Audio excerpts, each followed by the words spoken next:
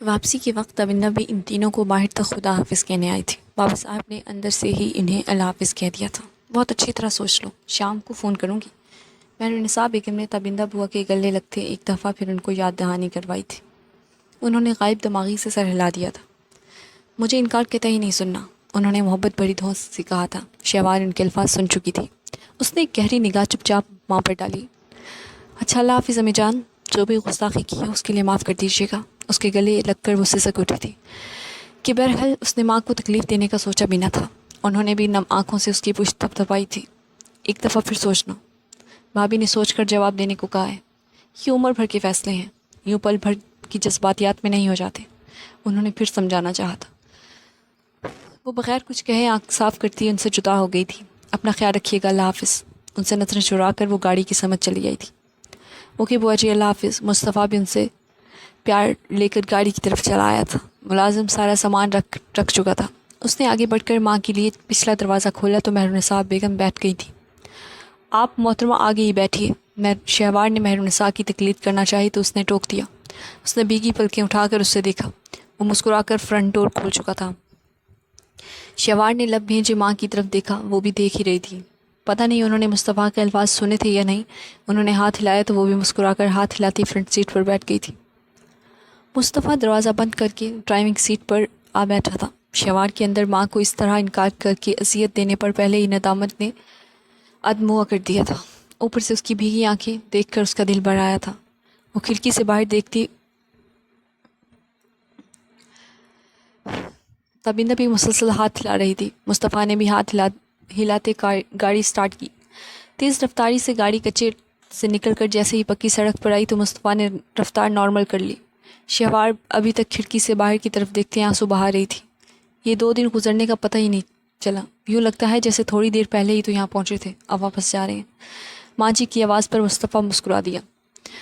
اب خیر ایسی بات بھی نہیں ہے، آپ خواتین کو تو کوئی نہ کوئی مصروفیات مل ہی جاتی ہے بڑی ہونے کے لیے، بزی ہونے کے لیے۔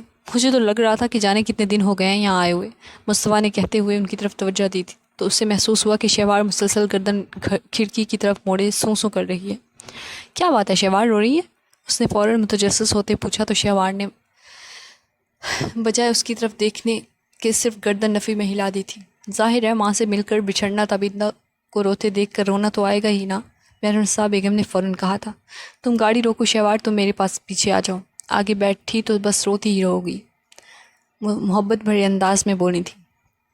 لو جی، کیا منطق ہے، پیچھے بیٹھنے سے محترمہ کے آنسو رک جائیں گے؟ نہ پچھلی سیٹ میجک سیٹ ہے جو آنسو روک دیتی ہے، مصطفیٰ نے پرمزاح انداز میں کہا۔ تم تو ہو ہی آدم بیزار، نہ بات کرو گے نہ بچی کا دل بہلاؤ گے، یوں اسے ماں ہی یاد آئے گی نا، روئے گی نہیں تو بھلا کیا کرے گی؟ انہوں نے کہا تو مصطفیٰ نے اپنی مسکراہٹ بمشکل ہونٹ دانتوں تلے دبا کر روکی۔ کیا فرمائش ہے والدہ محترمہ کی؟ جناب سے محترمہ کا دل بہلانے کی پوچھ لیں محترمہ سے کہ دل بہلانے پر ناراض تو نہ ہوں گی؟ اس کا لہجہ انتہائی شرارتی تھا۔ مہرالنساء بیگم بات سمجھ کر ایک دم ہنستی تھی، جبکہ شہوار تو اپنی جگہ ساخت سی رہ گئی تھی۔ ایسی جملے بازی، وہ بھی ماں کی موجودگی میں، اس کا دل کانپا۔ چلو چپ کرو، تنگ نہ کرو میری بچی کو، انہوں نے بیٹے کو نہ ڈپٹا۔ لو جی، خود ہی تو کہہ رہی تھی کہ ان کا دل بہلاؤں، اب دل بہلانے کی 100 طریقے ہیں، اب مجھے نہیں پتا کہ ان کو کس طریقے سے بہلاؤں کہ یہ آنسو بہانا چھوڑ کر مسکرانے لگی۔ یہ نئے خیال آتے ہوئے کیوں نہ آیا تھا؟ آپ کے ہونے کے بعد تو یہ محترمہ باقی سارا رستہ بور ہی ہوتی رہی ہیں۔ شہوار کو حیرت ہوئی، تو کیا اس نے اسے اتنا آبزرو کیا تھا؟ تب یہ رو تو نہیں رہی تھی، انہوں نے کہا تو مصطفیٰ ہنس دیا۔ اچھی منطق ہے۔ اس نے سائیڈ میں گاڑی روک کر ساتھ ہی بٹن دبا کر دروازہ ان لاک کیا۔ شہوار آہستگی سے اتر کر پچھلا دروازہ کھول کر اندر بیٹھ گئی تھی۔ مہرالنساء بیگم اس کا ہاتھ محبت سے تھامتے دوسرے ہاتھ سے اس کا سر اپنے کندھوں سے لگا کر تھپانے لگی تھی۔ مصطفیٰ نے بیک ویو مرر سے دیکھا، چادر کے حالے میں صرف ہیرے کی لونگ سے دھکتی سرخ ناک ہی دکھائی دے رہی تھی۔ پریشان کیوں ہوتی ہو؟ گھبراؤ نہیں، تابندہ کی سب خیر خبر تو رکھنے والے ہیں۔ میں نے تو آتے ہوئے کہا تھا کہ ہمارے ساتھ چلے، مگر بابا صاحب کی وجہ سے وہ نہیں مانی۔ انہوں نے اسے دلاسا دیا تو مصطفیٰ نے خاموشی سے ڈیش بورڈ پر رکھی منرل واٹر کی بوتل اٹھا کر ماں کی طرف بڑھا دی۔ لو یہ پانی پیو، انہوں نے بوتل لے کر اس سے کہا تو وہ چادر سے چہرہ صاف کرتی بوتل لے کر پینے لگی۔ مرر سے اس کا رویا رویا سرخ چہرہ صاف دکھائی دے رہا تھا۔ وہ اپنے آنسوؤں کو روکنے کی کوشش کر رہی تھی اور جتنا وہ روک رہی تھی آنسو اتنی ہی شدت سے بہتے جا رہے تھے۔ مصطفیٰ کو ایک دم احساس ہوا کہ صرف ماں سے جدا ہونے کے احساس سے اس قدر روانی سے آنسو نہیں بہہ سکتے۔ وہ پہلی بارہا جدا نہیں ہوئی تھی، ایسی حالت تو کبھی نہ تھی۔ ایک بار پہلے بھی اس کے ساتھ ماں سے مل کر واپس شہر کے لیے روانہ ہوئی تھی، تب تو وہ خاموش ضرور تھی، مگر اب اس طرح بڑی شدت سے رونا۔ وہ الجھ کر مرر میں سے اسے گائے بگاہے دیکھ رہا تھا۔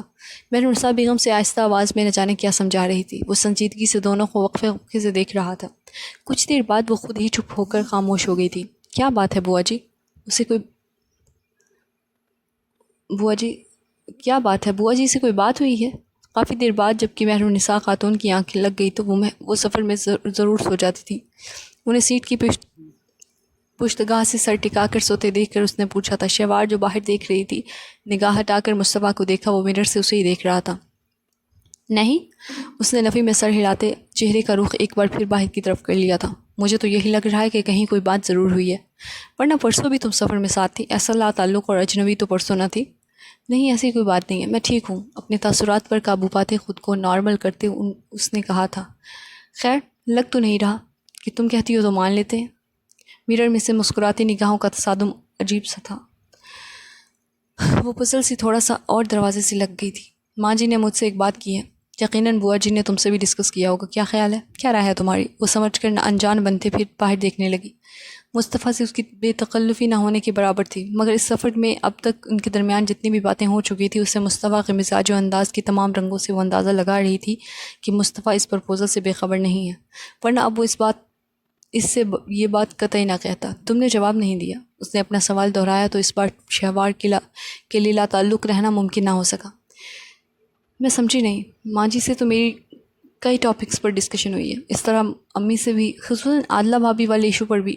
میں پہلے بھی پوری کوشش کرتی ہوں ان سے لا تعلق رہنے کی، اب بھی مزید کروں گی۔ مصطفیٰ نے اس کے چہرے کو بغور دیکھا۔ اس کے تاثرات سے قطعی اندازہ نہ ہو سکا کہ بوا جی نے اس سے ان دونوں کے رشتے والی بات ڈسکس کی ہے۔ اس کے علاوہ کوئی اور بات بوا جی نے تم سے نہیں کی؟ وہ اپنے بارے میں اس کی رائے جاننا چاہتا تھا، مگر اس کے تاثرات ایسے ہی لگ رہے تھے کہ جیسے وہ سرے سے کچھ جانتی ہی نہ ہو۔ اسے بڑی حیرت ہوئی۔ ماں جی بطور خاص اس لیے گاؤں آئی تھی، بوا جی سے بات بھی کی تھی، اور کیا ممکن ہے بوا جی نے آپ سے ڈسکس نہ کیا ہو، آپ کی رائے یا مرضی دریافت نہ کی ہو؟ وہ پرسوچ نظروں سے اسے پوچھ رہا تھا۔ نہیں، آپ نے آپ سے متعلق بات کی تھی، اس کے علاوہ وہ کچھ بھی نہیں۔ مصطفیٰ نے اس کی سنجیدگی پر حیرت سے دیکھا۔ میرے متعلق کیا بات کی تھی؟ یہی کہ آنٹی آپ کے لیے کوئی لڑکی پسند کر چکی ہیں، جلد ہی آنٹی آپ کا رشتہ طے کر دیں گی۔ اس سلسلے میں امی اور بابا صاحب کی مرضی جاننے کے لیے گاؤں آئی تھی۔ اس کے علاوہ میرا مطلب ہے تم نے پوچھا نہیں کہ لڑکی کون ہے؟ بمشکل اپنے آپ پر قابو پاتی شہوار کو ہتھیلیاں بھیگتی ہوئی محسوس ہوئی۔ پوچھا تھا، کہہ رہی تھی کہ خاندان کی ہے، 1-2 دن میں پتہ چل جائے گا مجھے بھی۔ ہاتھوں کو مسلتے وہ پھر باہر کی طرف دیکھنے لگی۔ مصطفیٰ نے اسے غور سے دیکھا۔ میرے سے اس کا سائڈ پوز ہی دکھائی دے رہا تھا۔ چلیں ہم بھی دیکھ لیں گے شہوار بی بی کہ کب تک آپ لائلم رہتی ہیں۔ اس نے اپنی تمام توجہ ڈرائیونگ کی طرف مبذول کر دی۔ ہو گئی واپسی بازار کی خاک چھان کر؟ جیسے ہی دونوں نے لاؤنج میں قدم رکھا، احسن بھائی نے مسکرا کر پوچھا۔ ظاہر ہے واپسی ہوئی ہے تو اس وقت دکھائی دے رہے ہیں۔ صوفے پر ٹکتے اس نے احسن کو جواب دیتے اطراف میں دیکھا۔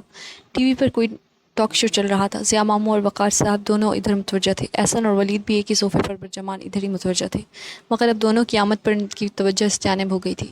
منصور خان بڑے بڑے شاپنگ بیگ اٹھائے چلا آیا تو انا نے اسے دیکھا۔ یہ کہاں رکھوں بی بی صاحب؟ ماما کی روم میں رکھا ہو، وہ آ کر ایک دفعہ چیک کر لیں گی۔ سینڈل سے اپنے پاؤں آزاد کر کے صوفے پر رکھ کر وہ ہاتھوں سے پیروں کی انگلیاں دبانے لگی تھی۔ عصمت پانی لے آؤ، روشنی نے آواز دی تو ولی نے دونوں کو دیکھا، یعنی کہ شادی کی تیاریاں شروع ہو چکی تھی۔ ولی یار، میں سوچتا ہوں کہ مرد اتنی محنت اور خجل خواری کر کے کماتا ہے، یہ عورتیں بازار میں یہ ساری کمائی جھونک آتی ہیں، بھلا ایسا کیوں ہوتا ہے؟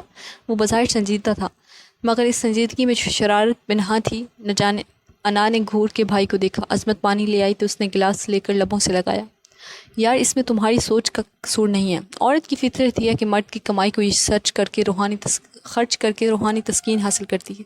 اگر عورت بازار کا چکر نہ لگائے تو بازار سنسان ہو جائے۔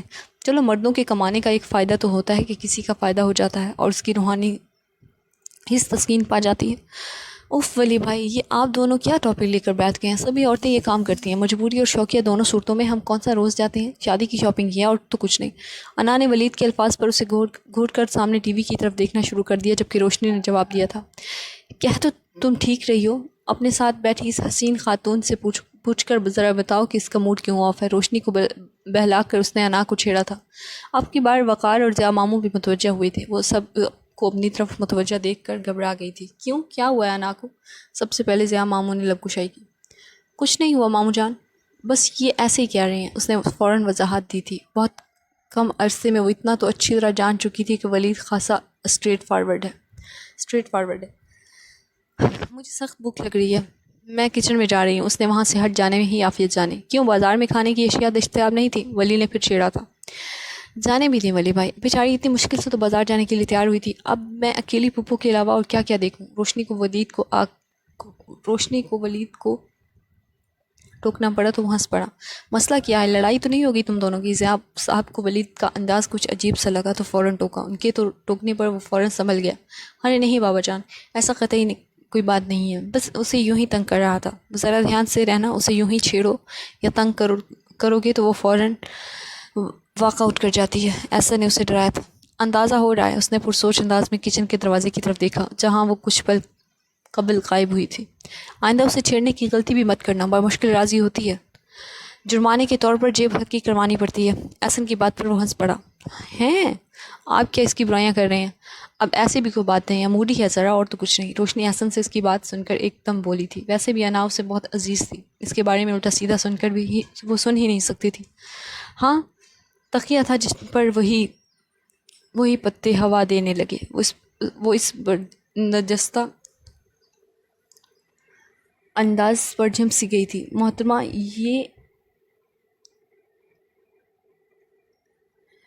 یہ لڑائیوں والا ڈپارٹمنٹ، یہ برائیوں والا ڈپارٹمنٹ آپ خواتین کا ہے۔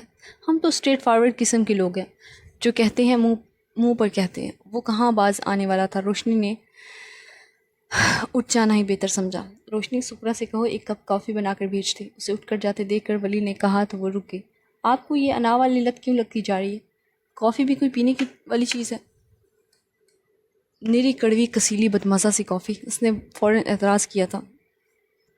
بھائی، جس وقت جس چیز کی طلب ہو رہی ہو وہی مانگا ہے۔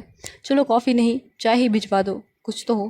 میں دیکھتی ہوں۔ وہ کچن میں آئی تو انا کھانا کھا کر برتن سمیٹ کر سنک میں رکھ رہی تھی، جبکہ سغرا چائے تیار کر کے باقی لوازمات ٹرالی میں سجا چکی تھی۔ چلو شکر ہے، چائے تیار ہے۔ انا لاؤنج میں سب چائے مانگ رہے ہیں۔ تم لے جاؤ، میں ذرا حلیہ درست کر رہا ہوں، وہ کہہ کر جلدی سے نکل گئی۔ انا اب دوبارہ ولید کا سامنا کرنے کے موڈ میں نہ تھی۔ اس نے منہ بنایا، سغرا سب ریڈی ہے، تم خود ہی لے جاؤ۔ میرا پوچھیں تو کہہ دینا میں چائے پی چکی ہوں اور کمرے میں ہوں۔ رات کو وہ لوگ واپس پہنچے تھے، تھکن سے برا حال تھا۔ کھانا کھا کر سب اپنے اپنے کمروں کو چل دیے اور اب ناشتے کی ٹیبل پر سب بیٹھے ناشتہ کر رہے تھے۔ عادلہ بھابھی کی وجہ سے غیر محسوس خاموش کا دورانیہ مزید بڑھ گیا تھا۔ شوار بی بی گاڑی تیار ہے، ملازمہ نے آ کر ڈرائیور کا پیغام دیا تھا۔ میں آتی ہوں۔ وہ دودھ کا گلاس ختم کر کے وہ ٹیبل پر ہی رکھی اپنی فائل بکس اور بیگ لے کر اٹھ کھڑی ہوئی تھی۔ اوکے بابا، میں چلتا ہوں، اللہ حافظ۔ اپنے پیچھے مصطفیٰ کی آواز سن کر بھی وہ بغیر پلٹے باہر نکل آئی تھی۔ شہوار ٹھہرو۔ وہ گاڑی کے کھلے دروازے میں بیٹھ رہی تھی جب مصطفیٰ کی آواز سن کر ٹھہر گئی تھی۔ وہ تیز تیز قدم اٹھاتا اس کی طرف آ رہا تھا۔ آج سے تمہیں ڈراپ کرنے کی ذمہ داری میری ہے، تم میرے ساتھ جایا کرو گی۔ رہ گئی پک کرنے کی بات تو ڈرائیور کر لے گا۔ اس کے قریب پہنچ کر اس نے اپنے روکنے کی وجہ بیان کی تو وہ نہ سمجھی سے اسے دیکھنے، مگر وہ کیوں بھلا؟ میں تو روزانہ ڈرائیور کی ہمراہی جاتی ہوں۔ آپ نے ایاز والے معاملے میں ہیلپ کا کہا تھا۔ یہ اسی سلسلے کا ایک سٹیپ ہے، کیا سمجھی؟ سمجھ تو گئی ہوں، پر اس سے کیا ہوگا؟ اسے مصطفیٰ کے ساتھ جانے پر اعتراض تھا، اس لیے اس نے کچھ ناگواری سے کہا تھا۔ انسان وقت و حالات کو قابو کرنے کے لیے ڈفرینٹ اسٹریٹجیز اپناتا ہے، اسے بھی اب ایک اسٹریٹجی سمجھ لوں۔ میرا خیال ہے باقی بحث ہم گاڑی میں بیٹھ کر لیتے ہیں۔ اگر اس طرح کھڑے رہیں تو ہم دونوں ضرور لیٹ ہو سکتے ہیں۔ اس کی آنکھوں کی الجھن کو پڑھتے اس نے مسکرا کر کہا اور ساتھ ہی وہ اپنے گاڑی کی طرف چل دیا جو پورچ میں کھڑی تھی۔ بیٹھو۔ اس کے قریب گاڑی کو لا کر فرنٹ سیٹ کھول کر اسے بیٹھنے کا کہا تو وہ بادل نخواستہ بیٹھ گئی۔ کچھ دور آنے کے بعد اس نے گردن موڑ کر شہوار کو دیکھا۔ وہ سنجیدہ چہرہ لیے باہر دیکھ رہی تھی۔ اس کے دیکھنے پر بولی، میں ڈرائیور کے ساتھ ہی جاتی ہوں، اس کے ساتھ جانے دیں، میں نے آپ سے مدد کا ضرور کہا تھا، مگر مجھے آپ کے ساتھ جانا قطعی مناسب نہیں لگ رہا۔ خیر، جب ساری زندگی کے لیے انسان ذمہ داری اٹھا رہا ہے تو یہ ذرا سی زحمت کیا معنی رکھتی ہے۔ بہرحال اس وقت میرے پیش نظر تمہاری حفاظت مقدم ہے۔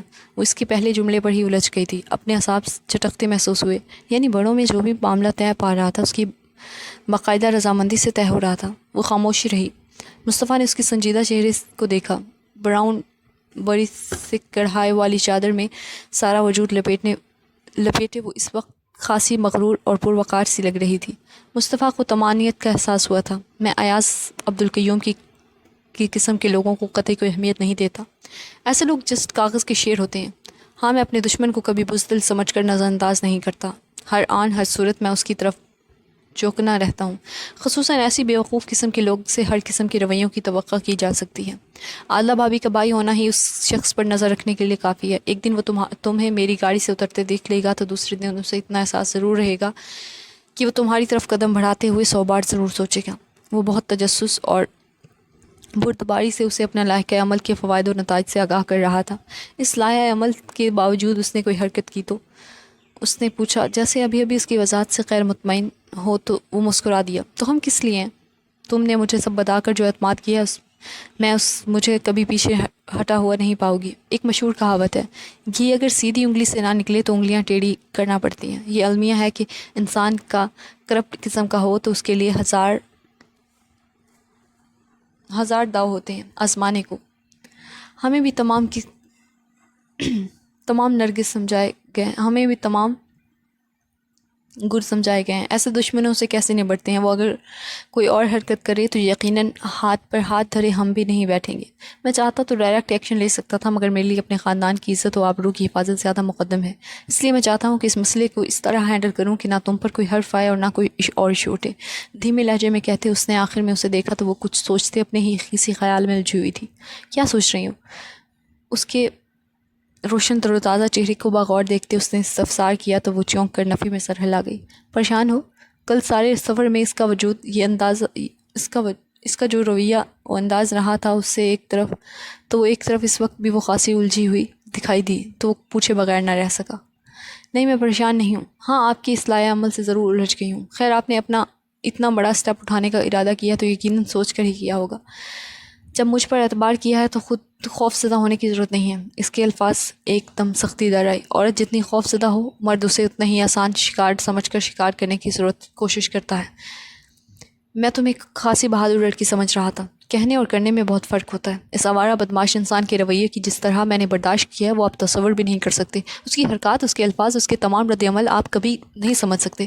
عادلہ بھابھی اور ان کا یہ بھائی میری زندگی کا سب سے بڑا امتحان ہے۔ کیا بتاؤں آپ کو؟ وہ ایک دم رو دی تھی اور مصطفیٰ حیرت سے گنگ اس کنارے پر بیٹھے رہ گیا تھا۔ تو کیا وہ شخص تمام حدود پار کر گیا؟ وہ تو سمجھ رہا تھا کہ بات محض چھیڑ چھاڑ تک ہوگی۔ تو کیا ابھی بتانے کو اور بھی بہت کچھ باقی تھا؟ ایک آوارہ انسان کس طرح سہج کر قدم اٹھانے والی لڑکی کے پندار کو ٹھیس پہنچا گیا تھا۔ وہ حیرت زدہ تھا۔ کیا دھمکیاں دیتا ہے تمہیں؟ اس کے لب و لہجے میں ایک دم چٹانوں کی سختی در آئی تھی۔ وہ اندازہ لگانا چاہ رہا تھا کہ اس شخص کا آوارہ پن غلاظت کی صورت کس حد تک ہو گیا ہے۔ یہ تو بہت ہی اول درجے کی صورت ہے۔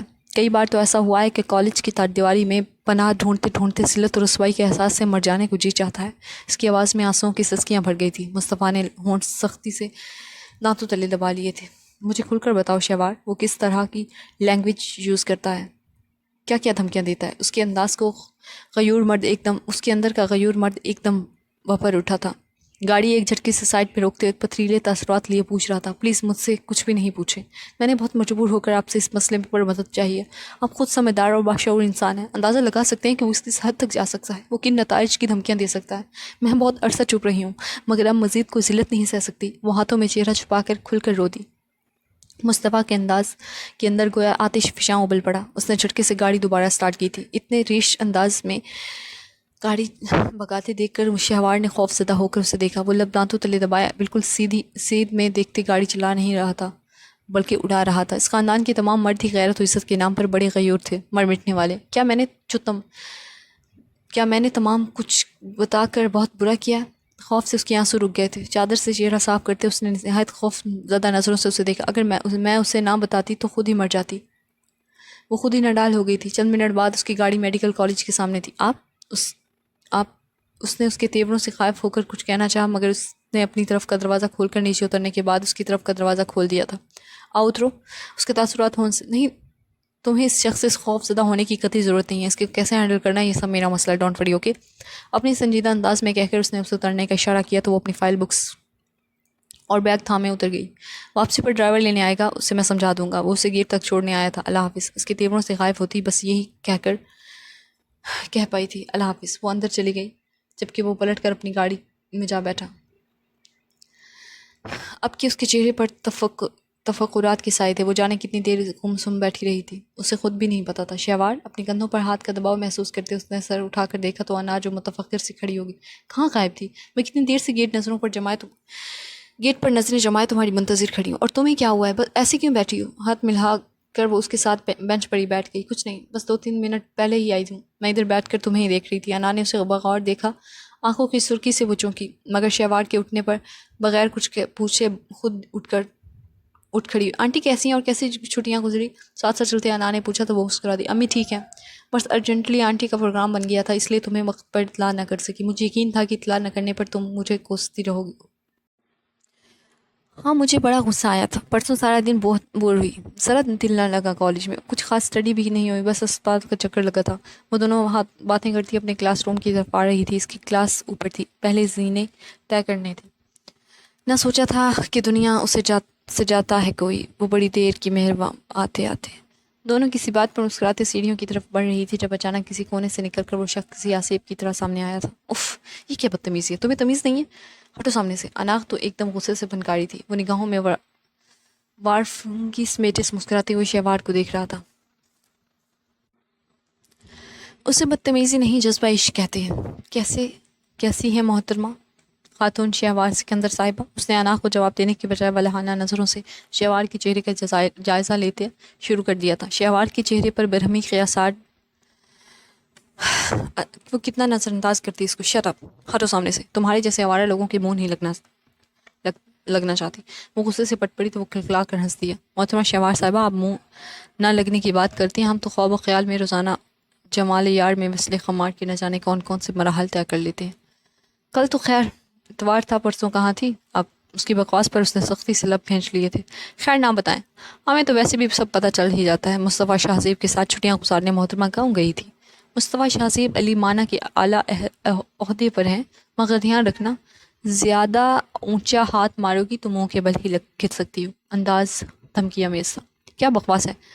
تم ہوتے کون ہو اس کے ساتھ بدتمیزی کرنے والے؟ اپنی لمٹ میں رہو تم مسٹر، ورنہ میں ہیڈ آف ڈپارٹمنٹ تک تمہاری شکایت پہنچا دوں گی۔ انا کے لیے یہ سب برداشت کرنا ناممکن تھا۔ ایک دم چیختے ہوئے اس نے کہا، بسد شوق انا صاحبہ، آپ اپنی عزیزان جان ہستی کے لیے شوق بھی پورا کر دیکھیے، اس کے بعد ہم جو سین کریٹ کریں گے وہ بھی ملاحظہ کیجیے گا۔ ویسے کچھ کم قیامت تو آپ بھی نہیں ہیں، کیا خیال ہے کسی دن فرصت میں کینٹین میں بیٹھ کر ملاقات کا خاص اہتمام نہ کیا جائے؟ You shut up. وہ ایک دم سے آپے سے باہر ہوئی تھی، وہ کھل کر ہنس دیا۔ انکار کی یہ لذت اقرار میں کہاں، بڑھتا ہے شوق غالب اس کی نہیں سے۔ کوئی بات نہیں، ہم تو عادی ہیں اپنی دوستوں کو سمجھائیں کس دن ملاقات کر لینے میں کوئی حرج نہیں، اگر کالج میں نہیں تو باہر کسی ہوٹل کسی روم جہاں بھی چاہیں، چوائس ان کی ہوگی، انٹرٹین ہم کریں گے۔ پیسہ ہاتھ میں ہونا چاہیے، دنیا مٹھی میں کافی ہوتی ہے۔ وہ ہماری کمزوری یہ ہے کہ ہم نے کبھی انکار کا لفظ نہیں سنا۔ وہ نہ جانے کیا کیا بکواس کر رہا تھا، وہ دونوں حیرت سے منہ کھولے اس کی گھٹیا سوچ سن رہی تھی۔ ویسے بھی اوروں کے در پر پڑنے والی لڑکیاں اپنی خودی کا پرچار کرتے عزت و آبرو کے الفاظ استعمال کرے کچھ جچتے نہیں ہیں۔ ایسی لڑکیاں ہمارے لیے ٹیشو پیپر سے زیادہ وقت نہیں رکھتی۔ شٹ اپ، برداشت کی بھی کوئی حد ہوتی ہے۔ اس کا ہاتھ بے اختیار اٹھا تھا، اس سے پہلے کہ شہوار کا ہاتھ اس کے چہرے پر پڑتا، ایاز عبدالقیوم نہایت بردردی سے اس کا ہاتھ تھام لیا تھا۔ ہمت ہے تمہاری شہوار بی بی، ورنہ ہم پر تو آج تک ہمارے ماں باپ کے نے ہاتھ اٹھانے کی جرت نہیں کی۔ شکر کرو یہ لگا نہیں، اگر لگ جاتا تو اپنے قدموں پر واپس چل کر جانے کی ہمت کھو دیتی۔ وہ ایک دم بھپڑ کر گویا ہوا تھا۔ انا بھی حیرت زدہ کھڑی رہ گئی تھی، کتنا دھمکی امیز شفاق انداز تھا۔ تم انتہائی ذلیل کمینے انسان ہو، چھوڑو میرا ہاتھ، صبح صبح بات اس نہج تک آ جائے گی، دونوں کے گمان میں نہ تھا۔ اس نے پوری طاقت لگا کر اس کی گرفت سے ہاتھ کھینچا تھا مگر ناکام رہی تھی۔ وہ شخص نہایت مکروہ مسکراہٹ لیے دیکھ رہا تھا۔ بڑا نرم و نازک ہاتھ ہے، یہ ہاتھ تو صرف پھولوں کی نرماہٹ محسوس کرنے کے لیے بنے ہیں۔ اس نے سختی سے اب ہاتھ کھینچا تھا۔ انا کی پرواہ کیے بغیر بھاگتے ہوئے منظر سے اوجھل ہو گئی تھی. بہت ہو گئی، حد ہوتی ہے برداشت کی بھی. اب لگتا ہے کہ کوئی معقول بندوبست تمہارا کروانا ہی پڑے گا. انا غم و غصے سے اسے کہتے فوراً تیز قدموں سے اس طرف چلتی تھی جہاں شہوار گم ہوئی تھی. اسے ایک دم شہوار کی فکر ہونے لگی تھی. صبح صبح شہوار سے ہونے والی گفتگو نے اسے اس حد تک پریشان کر دیا تھا رکھا تھا کہ وہ آفس آ کر بھی مکمل توجہ و دھیان سے کوئی کام نہ کر سکا تھا. بہت تھک کر خود سے الجھنے کے بعد اس نے امجد کو بلوا لیا. سر آپ نے بلوایا؟ سلام کر کے وہ مؤدب کھڑا پوچھ رہا تھا. ہاں امجد آؤ بیٹھو. اس نے کرسی کی طرف اشارہ کیا. وہ فوراً بیٹھ گیا. میں نے تمہارے ذمہ جو کام لگایا تھا وہ کہاں تک پہنچا؟ اپنے سامنے رکھے لیپ ٹاپ اور فائلز کو ایک طرف رکھتے اس نے مکمل توجہ سے امجد کو دیکھا. سر تقریباً تمام کام مکمل ہیں. کیا بریفنگ ہے؟ سر میں نے فائل ریڈ کر لی ہے، آپ کہیں تو فائل لے آؤں؟ وہ اٹھ کر چلا گیا تھا. 2-3 منٹ بعد دوبارہ فائل لے کر اس کے سامنے بیٹھا اسے تفصیل بتا رہا تھا. سر آپ نے صرف مجھ سے ایاز عبدالقیوم کے مختلف ڈیٹیل جمع کرنے کا کہا تھا، مگر سر میں نے جب اس شخص کے متعلق معلومات کروائی تو اس کے پیرنٹس کے متعلق بھی بڑے عجیب و غریب قسم کے انکشاف سامنے آئے ہیں. فائل اس کے سامنے رکھتے اس نے بتایا تو فائل کھولتے مصطفیٰ نے سر اٹھا کر اسے دیکھا. مطلب؟ سر عبدالقیوم نامی یہ شخص ایک بہت بڑا بزنس مین ہے. بزنس کی دنیا میں اس کا بڑا نام ہے. اس کے اندرون و بیرون ملک اچھا خاصا سرمایہ انویسٹ ہے. ماضی میں اس کا نام ہمایوں تھا. غریب ماں باپ کی اولاد تھا. ماں باپ بچپن میں کسی حادثے کی وجہ سے انتقال کر گئے تھے. اس کے چچا اشفاق احمد نے اسے اپنی سرپرستی میں لیا تھا.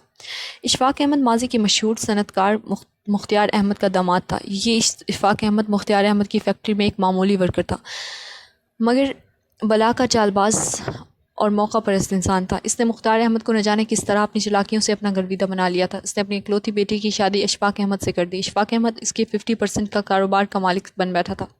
حقائق بتاتے ہیں کہ بہت جلد مختار احمد پر داماد کی اصلیت واضح ہو گئی تھی، مگر اس سے پہلے کہ وہ کوئی فیصلہ کن اقدام اٹھاتا ایک کار ایکسیڈنٹ میں ان کی ڈیتھ ہو گئی تھی. اشفاق احمد کی بیوی اس ایکسیڈنٹ کو قتل کا کیس کہتی تھی. انہوں نے اس وقت رپورٹ بھی درج کرائی تھی، مگر اشفاق احمد نے معاملے کو نہ جانے کس طرح ہینڈل کیا کہ تمام معاملہ یکسر ختم ہو گیا. اب اشفاق احمد کی ایک بیٹی لالا رخ، ماں کی ساری جائیداد اور کاروبار کی تنہا وارث. مصطفیٰ شاہزیب کے لیے یہ ساری کہانی بڑی دلچسپ تھی. زبردست، بہت اچھا ہوم ورک کیا ہے تم نے.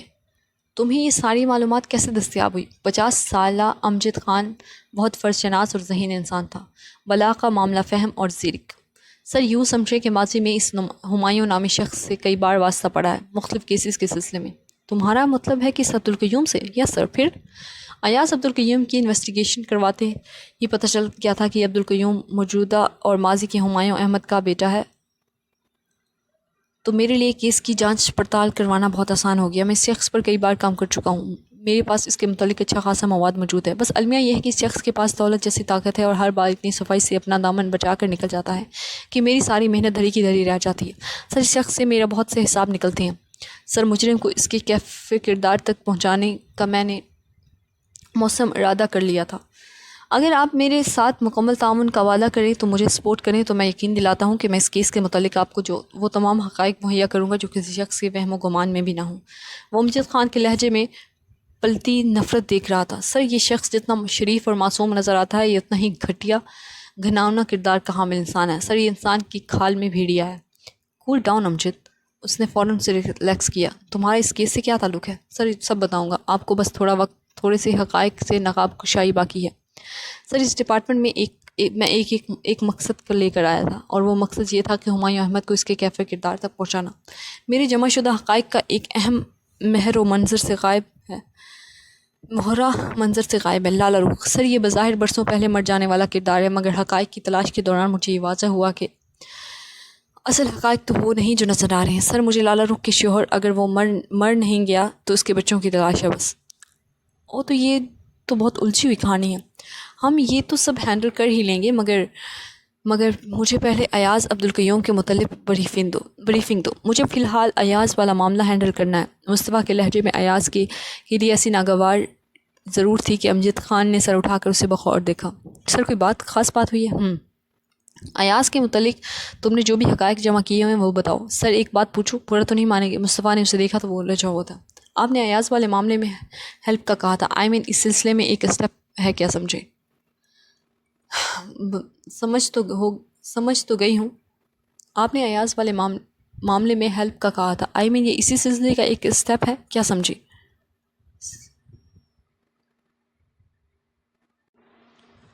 سر ایک بات پوچھوں، برا تو نہیں مانیں گے، مصطفیٰ نے اسے دیکھا، وہ لجا ہوا تھا۔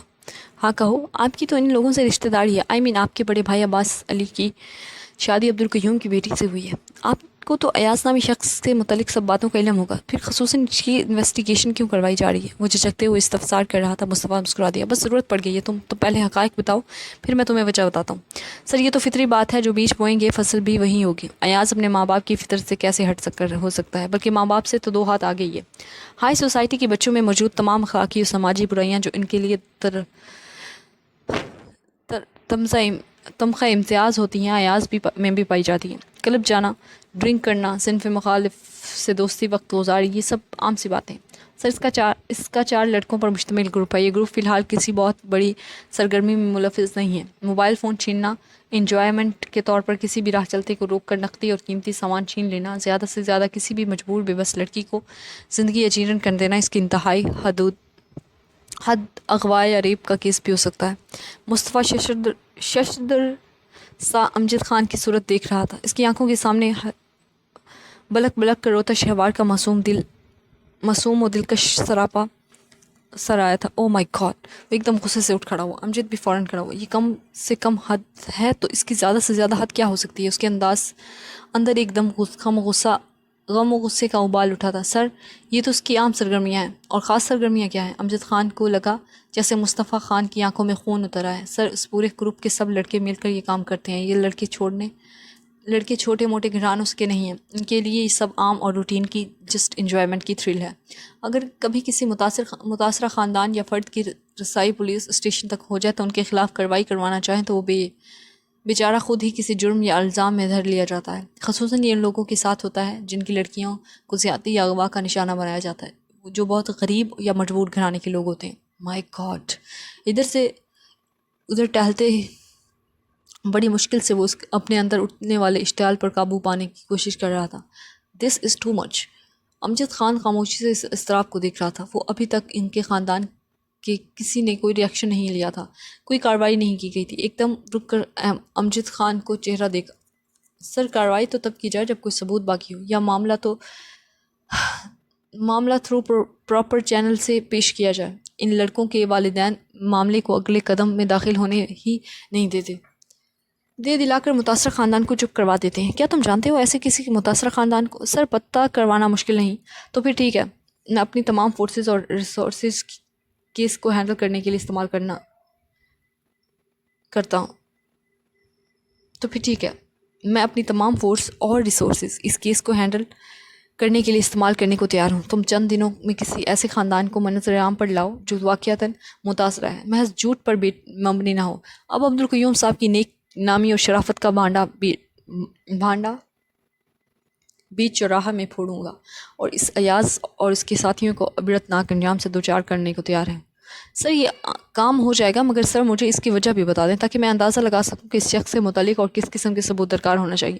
امجد خان نے دھیمے سے کہا تو مصطفیٰ ایک گہرا سانس لیتا کرسی پر ڈگ گیا۔ بس میڈیکل کالج میں یہ زیر تعلیم ہے، وہاں میری عزیزوں میں سے ایک ہستی ہے۔ یوں سمجھ لو امجد خان کے ایک بدکردار شخص کی غلاظت کے چھینٹے کسی کے وجود کو کسی طرح داغدار کر سکتے ہیں۔ میں ڈائریکٹ سے اس کیس کو ہینڈل کر سکتا ہوں، مگر میں ایسا نہیں چاہتا۔ مجھے اپنے خاندان کی ذلت کسی طور بھی گوارا نہیں۔ تم متاثرہ خاندان میں سے کسی ایک فرد کو بھی منظر عام پر لیا اور باقی معاملے کو ہینڈل کرنا میری ذمہ داری ہے۔ اس شخص کو اپنی بدکرداری کی سزا جھیلنا ہوگی۔ Okay sir. امجد خان فوراً سارا معاملہ سمجھ کر سر ہلا گیا۔ سر ایک مشورہ دوں؟ وہ کچھ جھجکتے ہوئے پوچھ رہا تھا۔ ہاں بولو۔ انسپکٹر شہناز ہمارے ڈپارٹمنٹ کا وہ مورا ہے جس کی ذہانت کے سامنے بڑے بڑے کرمنل گھٹنے ٹیکنے پر مجبور ہو سکتے ہیں۔ ہم ان پر ہر چیلنجز کو استعمال کریں گے۔ اس شخص کے تھرو اس کے والد اور پھر ماضی کے تمام حقائق سے پردہ اٹھا سکتے ہیں۔ سر بغیر کسی کے نالج میں آئے ہم اس شخص تک رسائی پا سکتے ہیں۔ امجد خان کے مشورے پر مصطفیٰ نے بڑی ناگواری سے اسے دیکھا۔ تم اچھی طرح جانتے ہو امجد خان کہ میں کسی بھی کیس کو حل کرنے کے لیے کسی عورت کو استعمال کرنا نامردگی و غیرت کے خلاف سمجھتا ہوں۔ وہ عورت ذات ہے اور مرد بہرحال مرد ہی ہوتا ہے۔ سر انسپکٹر شہناز پہلے بھی ایسے بے شمار کیسز بہت کامیابی سے ہینڈل کر چکی ہیں، بغیر کسی نقصان کے، جسٹ اپنی ذہانت کے بل بوتے پر۔ آپ اس چیز کی فکر مت کریں، ہمارے ڈپارٹمنٹ میں ان تمام لیڈیز کو ایسے کیسز سے نمٹنے کے لیے تمام ٹرکس سمجھائے اور سکھائے جاتے ہیں. اگر کامیابی نہ بھی ہو مگر اپنے آپ کو سنبھالتے معاملے کی تہ تک پہنچنے کی یہ خواتین ضرور کوشش کرتی ہیں. امجد خان کو انداز قائل کرنے والا تھا. وہ چند پل بغور اس کی طرف دیکھتا رہا. تمہیں یقین ہے کہ انسپکٹر شہناز کے کردار پر کوئی حرف نہ آئے گا؟ سر یہ ہماری ڈیوٹی ہے. اتنی لڑکیوں کو ذلت بھری زندگی سے بچانے کے لیے کسی نہ کسی ایک کو تو دلدل میں اترنا ہی پڑے گا. مجھے یقین ہے جس سے میں دلدل میں اترنا کہہ رہا ہوں انسپکٹر شہناز اسے دلدل سے بخیر و عافیت نکلنے تمام معاملے کو نپٹانے میں ہماری مدد ضرور کریں گی. ٹھیک ہے آج اس کیس پر کام شروع کر دو اور انسپکٹر شہناز کو تمام صورتحال سمجھا کر اچھی طرح بریف کر کے میرے پاس بھیجو. کچھ دیر سوچنے کے بعد بالآخر اس نے ہاں کہہ دی تھی. یس سر. اٹھ کر سلام کرتے باہر نکل گیا. اس نے آہستگی سے فائل کھول لی. جوں وہ فائل میں موجود حقائق اور دلائل کو اسٹڈی کر رہا تھا اس معاملے کے متعلق تمام ثبوت و ریکارڈز سمیت حقائق اس فائل میں موجود تھے. مصطفیٰ کی دلچسپی ازحد بڑھ گئی تھی. بھئی یہ امجد خان تو بڑا کارآمد انسان ہے. حیرت ہے اسے کم عرصے میں اتنا مدلل اور تفصیلی معاملات. وہ سرائے بغیر نہ رہ سکا مگر وہ یہ نہیں سمجھ سکا کہ ان معاملات کو حاصل کرنے کے لیے وہ ساری زندگی کی خوشیوں سے منہ موڑے صرف اس ایک کیس کو حل کر رہا تھا. یہ معاملات ایک دو دن کا نچوڑ نہ تھی بلکہ ساری زندگی کی جہد مسلسل تھی جس سے ابھی مزید حقائق واضح ہونے تھے. وہ بڑی باریک بینی سے کیس اسٹڈی کر رہا تھا جب دروازے پر دستک دے کر انسپکٹر شہناز اندر داخل ہوئی. السلام علیکم سر. وعلیکم السلام. اس نے ایک نظر بغور اس عورت کو دیکھا. نہایت خوبصورت اور ٹیکے نقوش کی مالک یہ پچھلے 10 سال سے اس ڈپارٹمنٹ میں تھی. اس کا گزشتہ ریکارڈ بہت صاف شفاف اور بے داغ تھا. یہ اپنی عمر سے کئی سال کم لگتی تھی. شاید یہ اس لیے تھا کہ وہ اپنے آپ کو مینٹین رکھتی تھی. آپ کو امجد صاحب نے تمام صورتحال سمجھا دی ہے کیا؟ یس جی سر.